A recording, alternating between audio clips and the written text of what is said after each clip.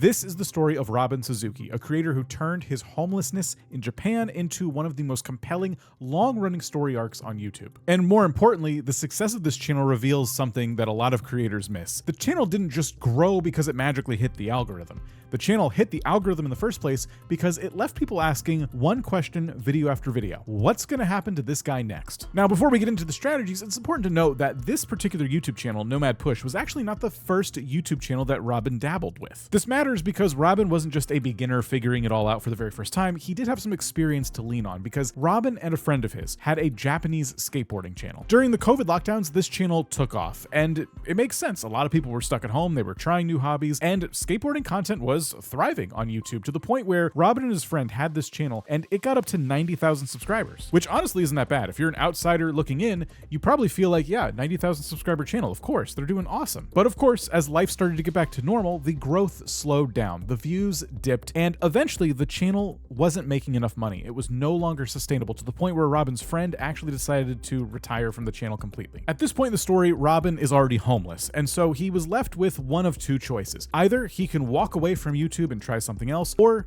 he can double down and do something radically different. That's where the idea of an extreme long-term challenge kind of came up, right? It wasn't going to be a one-off video that Robin needed to do. He needed something that was big enough to create a long-term story arc that would take months to complete, and something that viewers would want to follow all the way through. And so it was at that point Robin decided he was going to skate across the entire country of Japan. And instead of uploading that video, that series of videos, to his old channel, he decided to make a whole new channel that was dedicated to this journey of making it across Japan on a skateboard. He named the channel Nomad Push, and that's where our story today actually begins. From the very first upload, this channel makes a pretty clear promise. You get to come back day after day and follow somebody who's taking on a long-term challenge. And Robin met that promise. He was filming everything as he went, and that alone made sure his videos were entertaining. There was always something happening. But there was also another decision at play that Robin made early on that was really working in his favor. Instead of doing the channel in Japanese like his old skateboarding channel, with this channel, Robin decided to go all in on English. That one choice massively expanded his audience because now he wasn't just talking to the local skating community. He was talking to people curious about Japan, people interested in travel, people who really like long-form challenges, and people who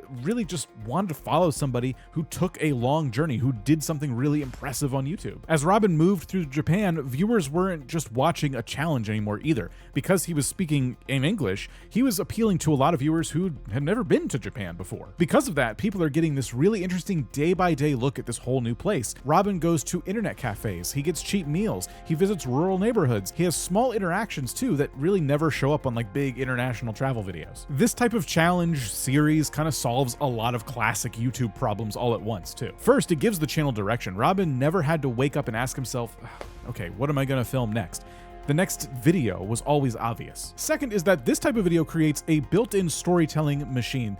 The stakes are ever present. Skating across an entire country is going to take a ton of time. It's very physically demanding, and Robin never knew when the challenge was going to end or where he was getting his next meal. Third is that content like this rewards viewers who return to watch more. If you watched yesterday's video, well then you should probably watch today's video because it's going to build on everything you saw yesterday. When you post new videos and people are coming back for more every single time you upload, that's the kind of stuff that the algorithm eventually notices, and it absolutely loves it when that happens. And even with all of those things going right for Robin's channel, the growth was still pretty modest. It wasn't blowing up overnight. But then came the viral interview. A much larger channel featured Robin in a documentary about homeless people in Japan. The video reached millions of viewers, and literally overnight, Robin's channel did see some explosive growth, with a whole bunch of new audience members coming over to check out what was going on. It's that kind of moment that so many small channels dream about, right?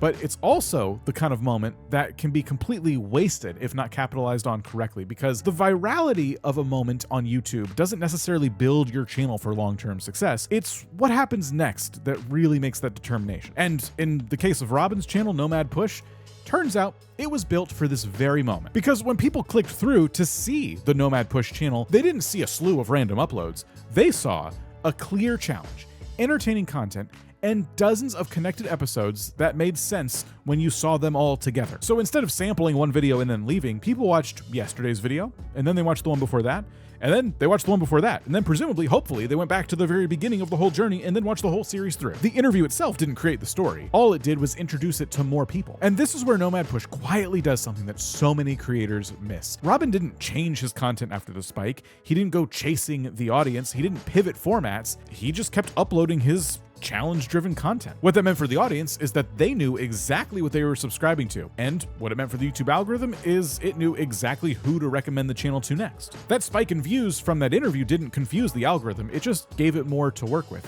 and it helps that Robin's content is so approachable to so many different types of people. Now, it's worth noting, if this interview happened a little earlier in Robin's journey, the success might not have held or hit the same way.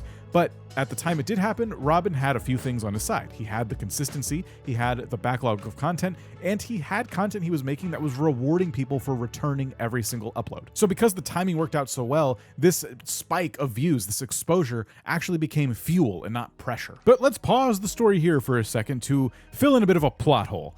There's a question that was on my mind, certainly, and I assume some of you are asking it as well. Because attention doesn't pay for food, travel, lodging. So how did Robin manage to afford all of the stuff he was using to survive on this journey where he doesn't have a home and he's traveling across the country? And to answer that question, I'll just say there was a few things at play, and no, it wasn't simply YouTube ad revenue. The first layer of revenue came in the form of live streams, and from those live streams, super chats. Robin would stream regularly during really long stretches of the challenge, sometimes for hours, and these weren't really polished productions. They were just raw check-ins. Viewers could ask questions, follow progress in real time, and people felt like they were part of the journey as it was happening. During those streams, super chats became the first real source of income.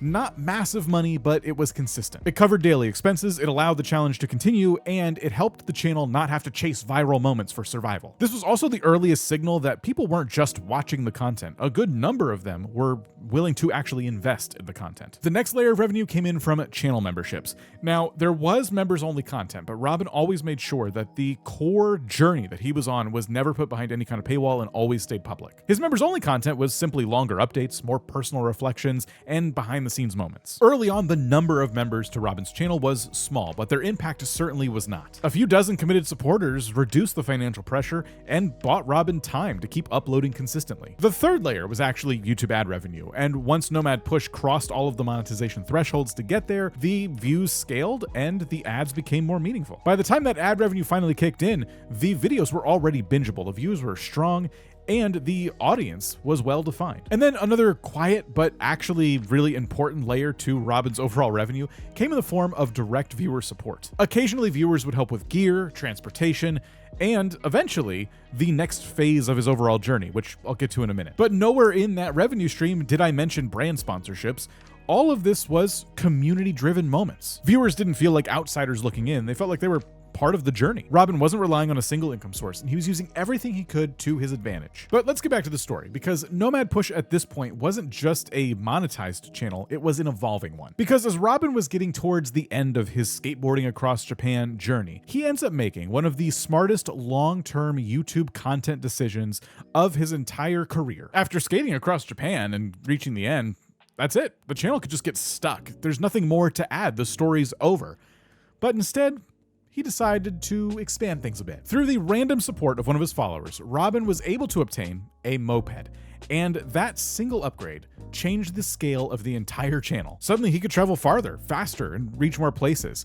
And from that moment forward, the journey turned into something new. For viewers, this wasn't a channel pivot, it was the next chapter. Same person, same tone, larger map. And from there, the next evolution happened as well, because once income became a bit more stable and consistent, Robin was able to go from moped life to van life, which didn't end the story, it simply added yet another layer. The van wasn't just transportation, it was shelter and a workspace, and it came with a whole new set of problems. Van builds, daily logistics, long-term sustainability, and new challenges that simply weren't possible before. The core promise of the channel never changed. You're still following one person on an ongoing journey, but each upgrade refreshed the content without breaking the audience's trust. And that's the real advantage to Robin's strategy with Nomad Push. The channel isn't built around one one viral moment or one extreme idea.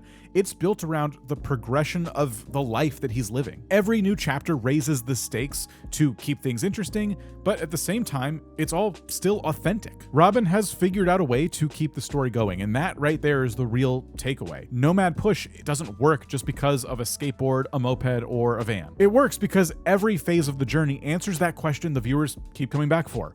What is going to happen to him next? As long as Robin continues to answer that question, there's no end in sight for Nomad Push. But Nomad Push isn't even the only creator we've talked about recently who's managed to make consistent success for themselves on YouTube. This video is about Suryat. Different niche, different personality, same underlying principle. Someone who took an extreme curiosity-driven challenge and turned it into YouTube growth. And if you click on this video, you'll see why some creator stories take off and some fade away. Enjoy.